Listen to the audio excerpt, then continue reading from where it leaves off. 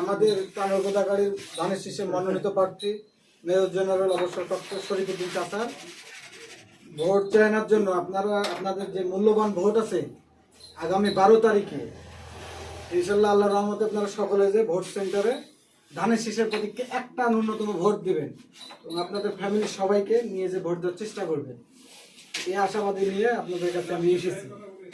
আর আপনারা বিগত সরকারে যেভাবে ভোট দিয়েছেন, অনেক সরকার অনেকভাবে আসলো, উন্নয়ন এখন পর্যন্ত হয় নাই দেশে। কিছু উন্নয়ন করবার লোককে দেখা যাক ধানের শীষে একটাবার আপনারা ভোট দেন, দেশের উন্নয়ন হচ্ছে কি হচ্ছে না এটা আপনারা বুঝতে পারবেন। আর আমাদের তানুর গোদাগাড়ির যে ধানের শীষের এমপি মনোনীত প্রার্থী আছে শরীফুদ্দিন সাহেব, তো তিনি সৎ লোক, তিনি অসৎ লোক না, আমি তার সাথে থাকি, বুঝতে পারি।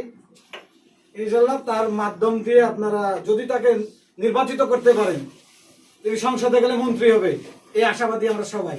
আর মন্ত্রী হলে তানুর গোদাগাড়ি শুধু উন্নয়ন হবে না, সারা বাংলাদেশের উন্নয়ন হবে, এটা আপনাদেরকে মাথায় রাখতে হবে। তাহলে তানুর গোদাগাড়ি কোন জায়গায় এগিয়ে যাবে এটা ভেবে নিতে হবে।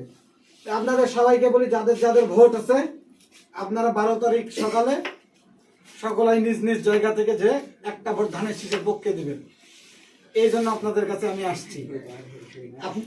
আমার কাছে আপনাদের চাওয়ার একটাই, আপনারা কি ধানের শীষে একটা ভোট দিয়ে নেবেন? তাহলে মামা ভোট একটা ধানের শীষে দিয়েন, তাহলে অন্তত মেয়র জেনারেল শরীফুদ্দিনের ধানের শীষের পক্ষে দিয়ে অবশ্যই, এই আশাবাদী আপনাদের কাছে।